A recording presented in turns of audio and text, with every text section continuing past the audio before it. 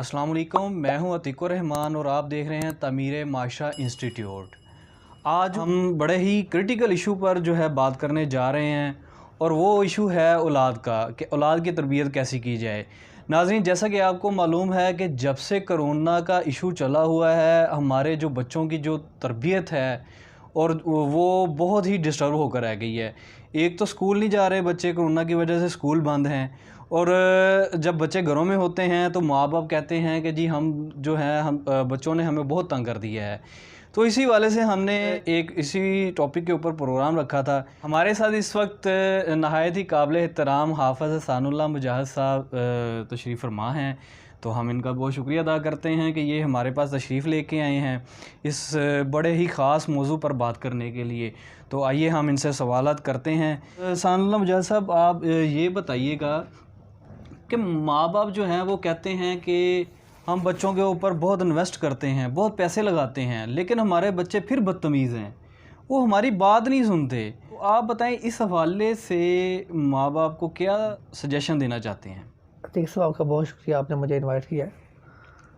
पहली बात तो ये है कि आपने फरमाया कि बच्चे स्कूल्स में जाते हैं, वालिदैन कहते हैं हम इन्वेस्ट करते हैं, बच्चे ट्यूशन्स पढ़ने जाते हैं, इसके बावजूद हम बच्चों की तरबियत के मामले में सेटिस्फाई नहीं हैं।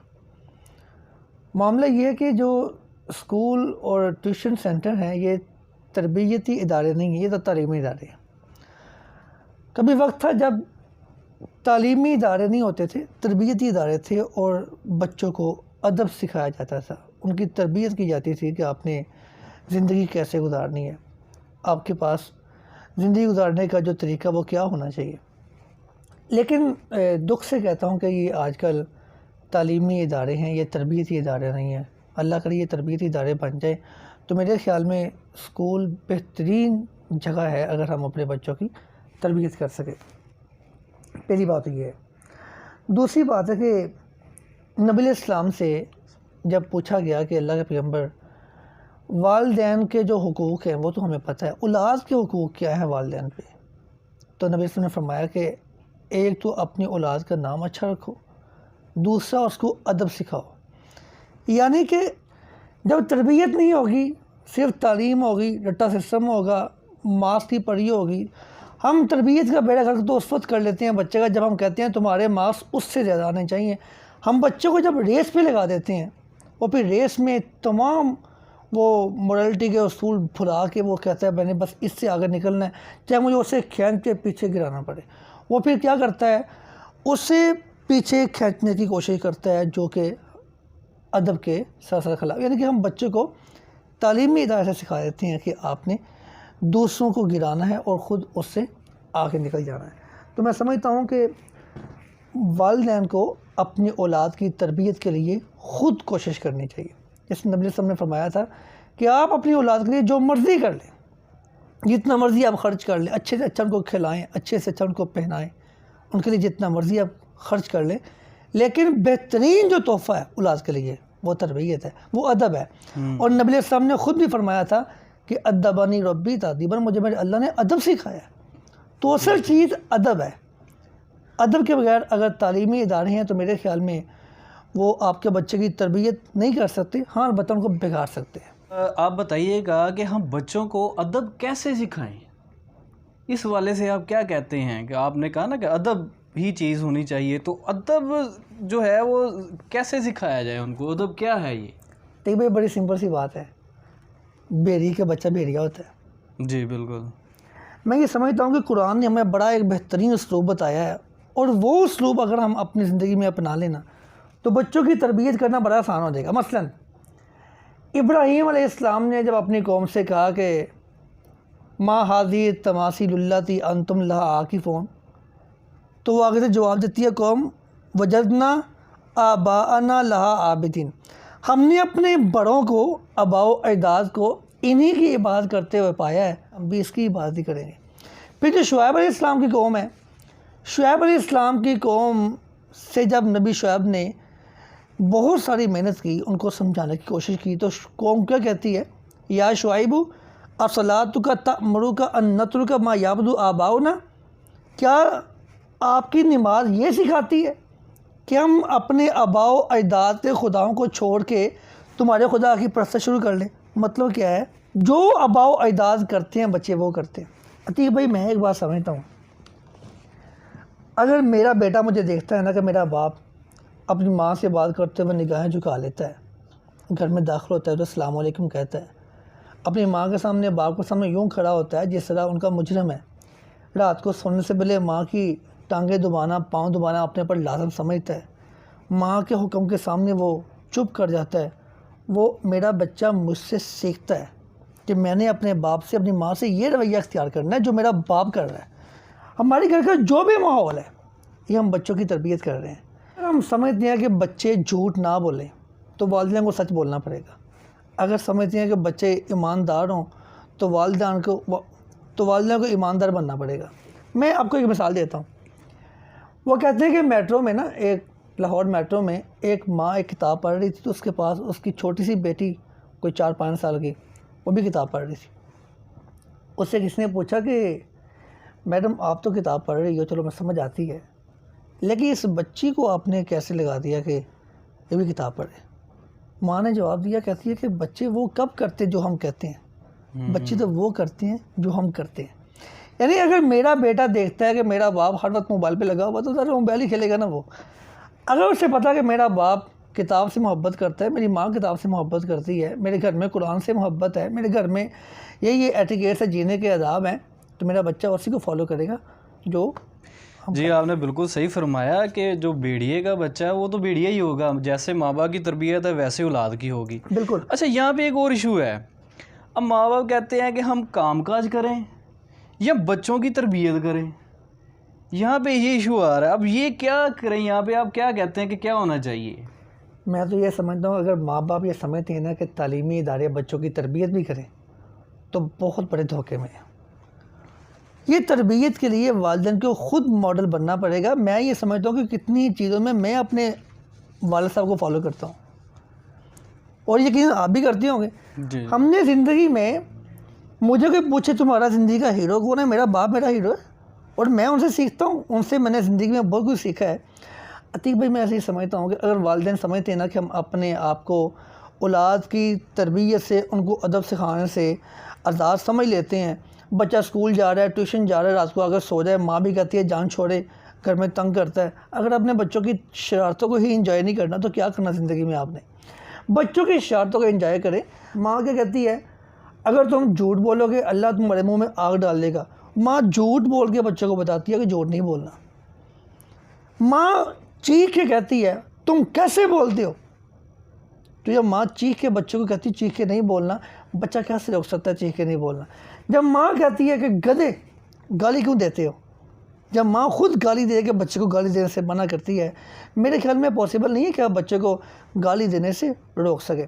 سیدنا مقاتل بھی بیان فرماتے ہیں کہ ایک بار میں اور میرا بھائی میرے ابا جان کے ساتھ نا حضرت ابراہیم حربی کی خدمت میں پہنچے, اور وہاں جا کے نا ان کے پاس جب بیٹھے ہیں تو وہ میرے والد صاحب سے فرماتے ہیں ایک بات بتاؤ یہ 2 بچے کون ہیں؟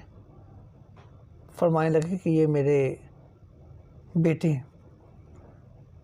ابراہیم حربی فرماتے ہیں اگر تمہارے بیٹے ہیں تو اتنا محتاط رہنا تمہارے بچے تمہیں ایسی جگہ پہ نہ دیکھیں جہاں سے اللہ نے اور اس کے رسول نے منع کیا ہے, ورنہ کل تمہارے بچے بھی وہاں جا کے بیٹھیں گے. والدین کے تمام معاملات اولاد پہ اثر انداز ہوتے ہیں. جب سیدنا مالک بن دینار رحمہ اللہ نے ایک شخص کو نماز پڑھتے ہوئے دیکھا نا تو نماز وہ غلط پڑھ رہا تھا. فرماتے ہیں مجھے اس کی اولاد پہ ترس آ رہا ہے. لوگوں نے کہا رد نماز تو غلط وہ پڑھ رہا ہے, ترس آپ کو اس کی اولاد پہ آ رہا ہے. فرماتے ہیں اس کی اولاد نے اس سے ہی نماز پڑھنی سیکھنی ہے. یعنی کہ والدین جیسا اپنی اولاد کو بنانا چاہتے ہیں تربیت کے معاملے میں ویسا خود بن کے سامنے آئے. اس لیے ٹھیک ہے آپ تعلیمی ادارے میں بچوں کو پڑھائیں, لیکن ساتھ بچے کی تربیت پہ خود فوکس کریں, ان کو ٹائم دیں. جی. بچوں کو نماز کے لیے مسجد میں لے کے جانا چاہیے, کس ایج سے لے کے جانا چاہیے یا نہیں لے کے جانا چاہیے؟ کیونکہ عموماً یہ ہوتا ہے کہ بچوں کو جب مسجد میں لے کے جاتے ہیں تو وہیں پہ لوگ جو ہوتے ہیں نا وہ ان کو ڈانٹنا شروع کر دیتے ہیں. ان کو یہ نہیں معلوم کہ باہر جا کے بچے کرکٹ کھیل رہے ہیں، وہاں پہ شور کر رہے ہیں، ان کی خیر ہے، کارٹون دیکھ رہے ہیں ان کی خیر ہے، لیکن اگر مسجد میں آ کے تھوڑا سا شور کر رہے ہیں ان کو وہ ڈسٹرب کہتے ہیں کہ ہمیں ڈسٹرب ہو رہی ہے نماز. تو اس حوالے سے آپ کیا کہنا چاہتے ہیں؟ بڑے دکھ کی یہ بات ہے کہ آج ہمارے بچوں کی تربیت مسجد کا موضوع نہیں کارٹون کر رہے ہیں. جیسے آپ نے بات بھی کی ہے کہ بچے مسجد میں آتے ہیں تو بزرگ حضرات ان کو مسجد سے نکال دیتے ہیں، اور بلکہ جن کے ساتھ آتے ہیں ان کی بھی انسلٹ کرتے ہیں، تم بچے کو مسجد میں کیوں لے کے آئے ہو. میں آپ کو ایک مثال دیتا ہوں. نبی علیہ السلام نے فرمایا کہ اريد ان اطول الصلاۃ، میرا کبھی دل کرتا ہے میں نماز کو لمبا کر دوں. واسمع بکاء الصبی، پھر میں بچے کے رونے کی آواز سن لیتا ہوں. ذرا غور کریں تھی بھائی، میرا بیٹا 2.5 سال کا تھا، 3 سال کا تھا، اس کو میں مسجد میں اپنے ساتھ لے کے جانا شروع کر دیا. یقین مانیں کبھی نہیں ایسا اتفاق ہوا کہ میرا بیٹا مسجد میں رو رہا ہے، وہ 2.5 سال کا تھا. یہ جو سبھی جس کے رونے کی آواز ہے، مطلب یہ وہ بچہ ہے جو ابھی ماں کا دودھ پیتا ہے. پیچھے نبی علیہ السلام کے پیچھے خواتین جو نماز پڑھتی تھیں وہ سب بچوں کو لے کے آ جاتی تھی مسجد میں، اور وہ وہاں آ کے جب نماز پڑھ رہی ہوتی تو نبی علیہ السلام کو ماں پہ ترس آتا کہ بچہ رو رہا ہے، ماں پریشان ہوگی، میں نماز کو جلدی ختم کر دوں، نماز کو میں چھوٹا کر دوں. فرماتے ہیں میری خواہش تھی میں نماز لمبی کروں، لیکن جب بھی میں چاہتا ہوں مجھے بچہ کی رونے کی آواز آتی ہے، میں بچوں کا خیال کرتے ہوئے نماز کو چھوٹا، یعنی کہ بچوں کو مسجد میں لانا چاہیے. یہ آج کے بچے کل کے یہی مسجد کے محافظ ہیں، کل کے یہی امام ہیں، کل کے یہی مساجد کی انتظامیہ ہیں. اگر آج بچے مساجد میں نہیں آئیں گے کل بھی نہیں آئیں گے. ان کو بچپن سے سکھانا پڑے گا کہ بیٹا تم نے مسجد میں جانا. یہ آپ نے کبھی دیکھا ہوگا ہندوستان میں ان کے سکولز کے ٹرپ جاتے ہیں مندروں میں، اور وہ باقاعدہ مندر میں جا کے اپنے بچوں کو سکھاتے ہیں کیسے تم نے بھگوان کے سامنے کھڑے ہونا ہے، کیسے اپنا حلیہ بنانا ہے، کیسے ماتھا ٹیکنا ہے، کیسے تم نے وہاں جا کے ناریل کو توڑنا ہے، ان کے اوپر مارنا ہے، کیا کرنا ہے، وہ مکمل سکھاتے ہیں ان کو. کمال ہے. ہمارے مسلمانوں نے کہہ دیا بچے کو تم گھر بیٹھ کے کارٹون دیکھو، میں نماز پڑھ کے آتا ہوں. بچوں کو ساتھ مسجد میں ضرور لانا چاہیے. جی بالکل صحیح فرمایا آپ نے. ترکی میں آپ دیکھیں گے تو مساجد جو ہیں نا وہاں پہ انہوں نے لکھ کر لگایا ہوا ہے کہ یہ بچے جو ہیں یہی جو کل کے محافظ ہیں. بلکہ وہاں پہ تو وہ ساری مساجد میں انہوں نے بچوں کے لیے ایک پلے ایریا بنایا ہوا ہے کہ وہاں پہ بچے کھیلیں اور ساتھ میں ان کو پتہ چلے نمازیں کیسے پڑھی جا رہی ہیں. اچھا یہ میرا ایک اور سوال ہے آپ سے کہ یہ ادب کیا ہے؟ اس کا مطلب جو ہے کہ بچوں کو کون سے ادب ہمیں سکھانے چاہیے، اس کے بارے میں ہمیں جو ہے بتائیں اور ناظرین کو بھی بتائیں. نبی علیہ السلام نے ایک مرتبہ ایک بچے کو دیکھا، نوجوان کو دیکھا، اس کا باپ اس کے ساتھ تھا. نبی علیہ السلام نے فرمایا اسے یہ کون ہے؟ کہتا میرے ابا جان ہے. نبی علیہ السلام نے اس کو 4 نصیحتیں کی. نمبر 1، لا تمشی امامہ، اپنے باپ کے آگے نہیں چلنا، پیچھے چلو. جیسے ہمارے لوگ اپنے پیر صاحب کے پیچھے چلتے ہیں نا، باپ سے بڑا پیر کون ہو سکتا ہے؟ اپنے باپ سے آگے نہیں چلنا، پیچھے چلو. نمبر 2، ولا تقعد قبلہ، جب آپ اپنے ابا جان کے ساتھ کہیں جاتے ہو دعوت پہ، کہیں میٹنگ پہ، ایسا نہ ہو کہ خود پہلے بیٹھ جاؤ اور ابا جی کے پاس بیٹھنے کو جگہ نہ ہو، سیٹ نہ ہو. پہلے والد صاحب کو بیٹھاؤ، بعد میں خود بیٹھو. نمبر 3، ابا جی کا نام لے کر نہیں بلانا. اور نمبر 4، نبی علیہ السلام نے فرمایا میرے صحابی کبھی بھی اپنے والد صاحب کو تم نے گالی نہیں دینی. یہ اداب ہے. ہمارے نوجوان والد صاحب کی عدم موجودگی میں ان کو گالی میں دے دیتے ہیں. دوسری چیز عتیق بھائی آپ نے فرمایا کہ بچوں کو اداب کون سے سکھانے چاہیے اور کیسے سکھانے چاہیے. ایک تو میں نے آپ کو بتا دیا کہ اگر میں اپنے باپ کے پیچھے چلتا ہوں، اگر میں ان کے پہلے نہیں بیٹھتا. اگلی چیز یہ ہے کہ نبی علیہ السلام نے کس طرح بچوں کی تربیت کی ہے. اللہ کے پیغمبر کے پاس صحابی رسول بیٹھے ہیں عبداللہ بن عباس رضی اللہ تعالیٰ عنہ.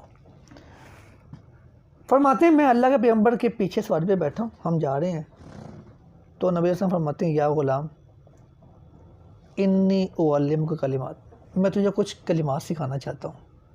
یہ بڑا بہترین طریقہ ہے کہ لفظ ادا کیا بیٹے کا، اور بیٹے نام نہیں لیا، بیٹے کا ہے.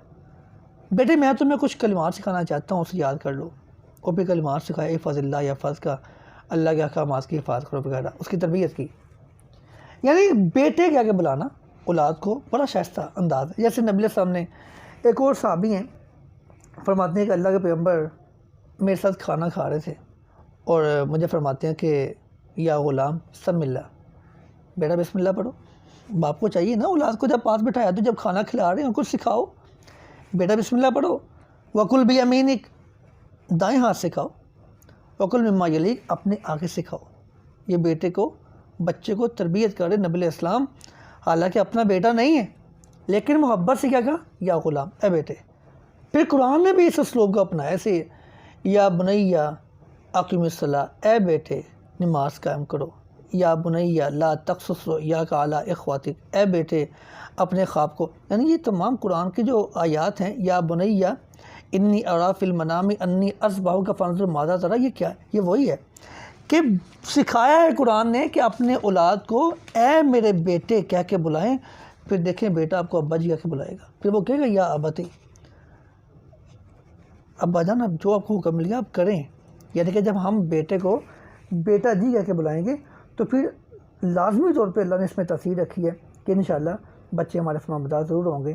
بہترین طریقہ ہے کہ اگر بچوں کو جیسا آپ بنانا چاہتے ہیں اپنے گھر کا ویسا ماحول بنائیں، انشاءاللہ اللہ آپ کو برکت دے گا. بہت شکریہ جناب ثناء اللہ مجاز صاحب ہمارے ساتھ موجود تھے. انہوں نے بہت اچھی باتیں کی ہیں کہ اولاد کی تربیت کیسے کی جائے، اور اس حوالے سے انہوں نے مثالیں بھی دی ہیں اور بتایا بھی ہے کہ بچوں کو نماز جو پڑھنے کے لیے مسجد میں بھی بھیجنا چاہیے. تو انشاءاللہ آئندہ جو ہے ہم کسی نئے ٹاپک پر اور اچھے کسی کرٹیکل ایشو پہ اوپر ہم بات ضرور کریں گے. تو ہمارا جو چینل ہے صراط المستقیم، اس کو ضرور سبسکرائب کریے گا اور بیل آئیکن کو ضرور دبائیے گا تاکہ آپ کو ہماری اگلی آنے والی جو ہے ویڈیوز تو آپ کو ملتی رہیں گی. بہت شکریہ، جزاک اللہ.